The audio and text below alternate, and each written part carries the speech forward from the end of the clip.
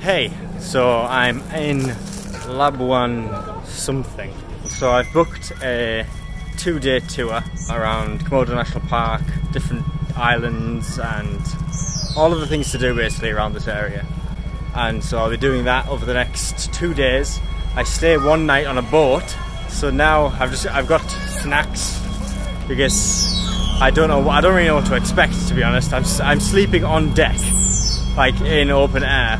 Now I need to book where I'm going after. We do Java next, figure out how to do that.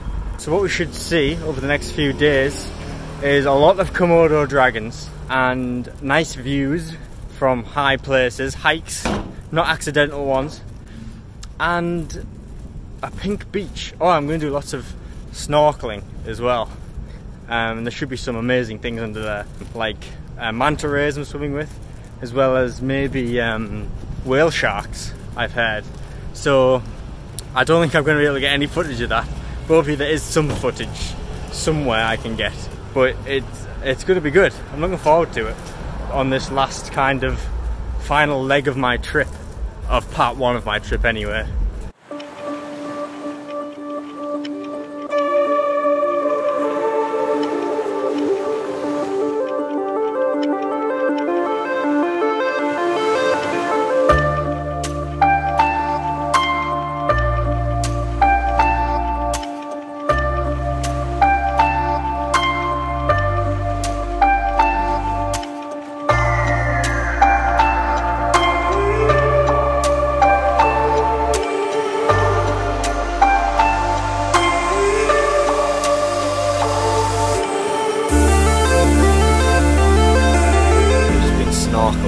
You obviously won't be able to see any of that. So it's all on this boat now, so I won't be talking much, but there's a lot to see. It's really cool actually, it's really relaxing.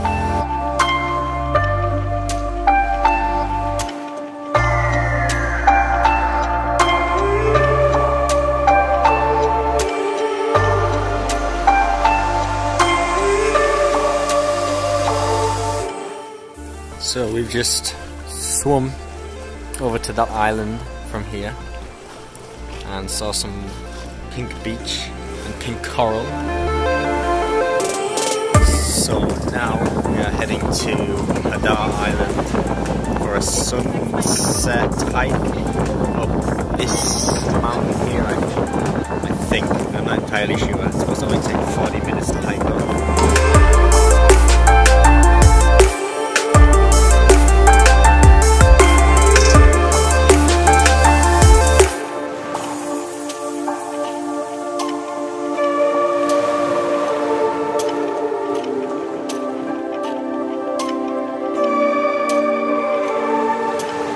So I was wrong earlier. This is the sunrise hike, sunset hike, and it's a close one. The sun is setting very quickly.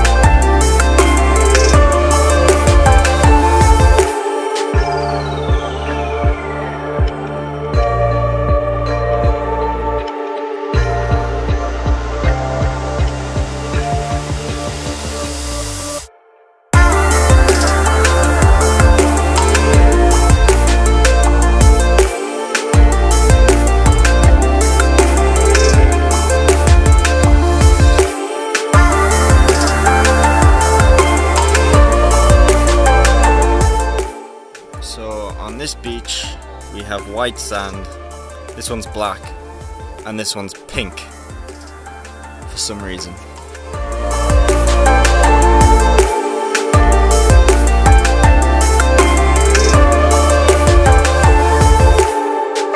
So the beds are made and they're not bad, they're quite comfortable.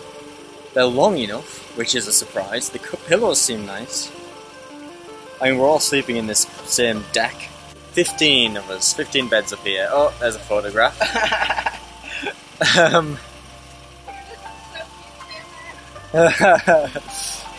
Oh, there's people coming down from the hike, and it's pretty warm. I hope it gets colder. Now you can see the beds properly. Right, 7 in the morning, and day 2 on this boat trip thing. Woken up at the sunrise. It wasn't too bad actually. It wasn't too warm or too cold, I don't think. The blanket was really small though, but the beds were fine. The beds were like really long. Last night was really cool. You could see like the Milky Way. You could see like so many stars. It was so cool. That was probably one of the best parts so far actually. But now we're heading towards Komodo to see some Komodo Dragons. So it should be a few hikes today. Less snorkeling, which is fine by me. Baby manta rays.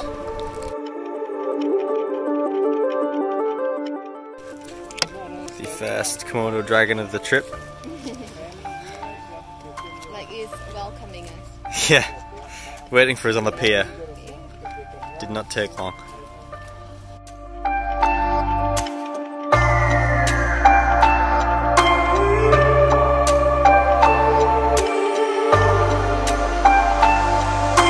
Scott from the future here.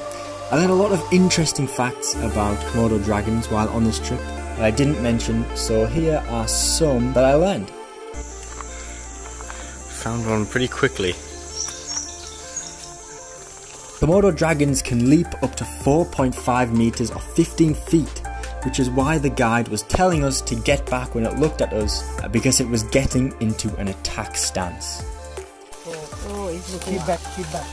They can run up to 20 kilometers per hour or 13 miles per hour. Komodo dragons can be up to 3 meters in length and weigh up to 90 kilograms. And yes, the guides literally only had a stick to protect us.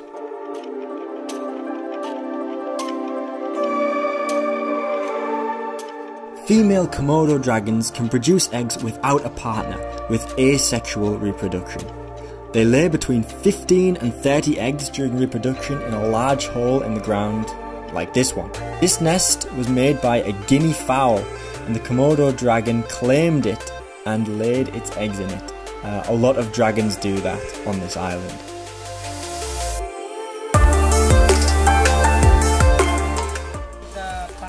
The third Komodo dragon.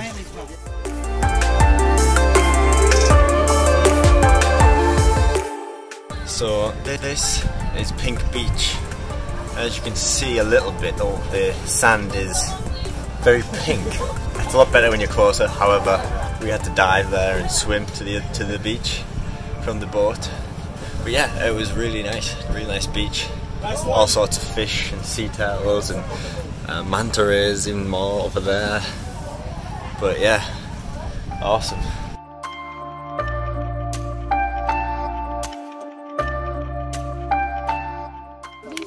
Water buffalo, babies. Yeah, Komodo eat them. And they get eaten. Let's talk about how they hunt.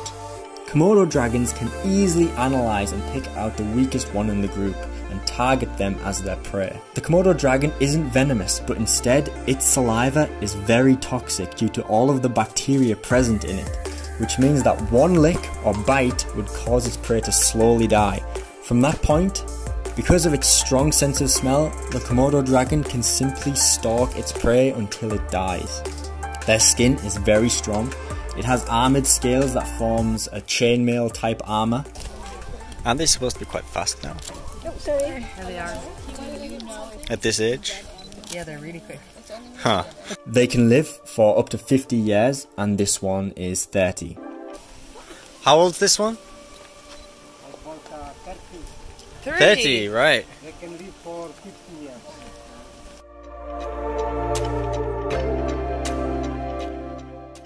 This is number 7. Are you counting them all? Yep. Number 8. The little one is. Oh yeah, there it is.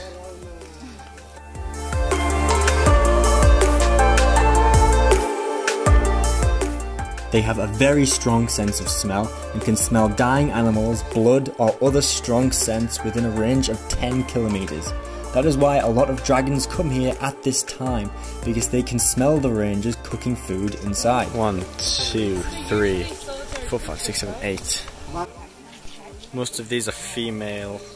Komodo dragons are cannibals and will eat their own newly hatched young. They will also eat any children Komodo dragons that they find, up to about 3 years old. Because of this, the children have to live in trees for the first 3 to 4 years of their life, because they are very small and strong climbers, and the adult Komodos can't climb. Young dragons are also much quicker. What is that guy doing? Does he have like a duckfish? The little one? Look at it.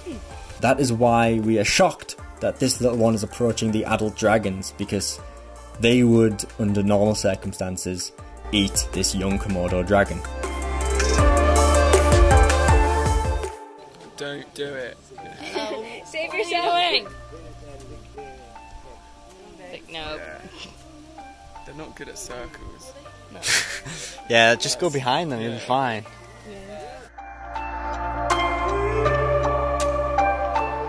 Komodo dragons are only native to these islands on the Komodo National Park and are very strong swimmers, so they swim between each island.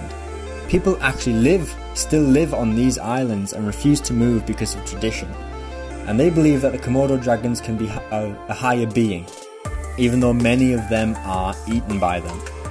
Unfortunately, the main island of Komodo will now be shut down because of people stealing the Komodo dragon eggs and selling them to China.